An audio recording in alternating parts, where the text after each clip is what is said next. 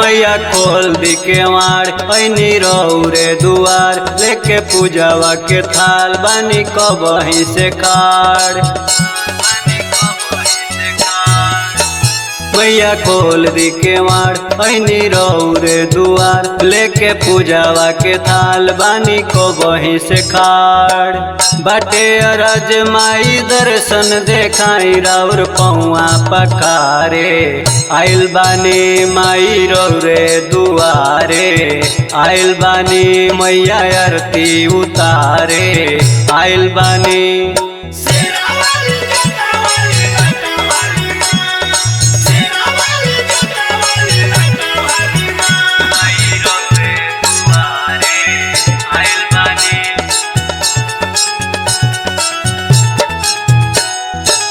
अक्षत चंदन लवंगिया के छाक हो गैया के घिउआ जराइब सारी रात हो।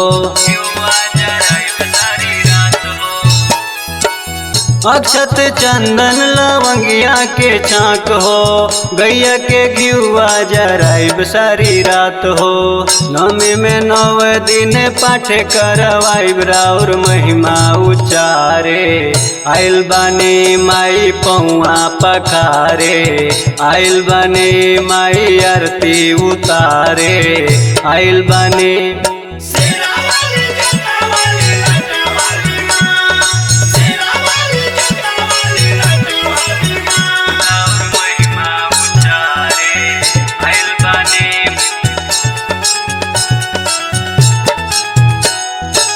दुख के बदरिया से मैया उबारी अर्जी लगावतारे अरविंद तिवारी।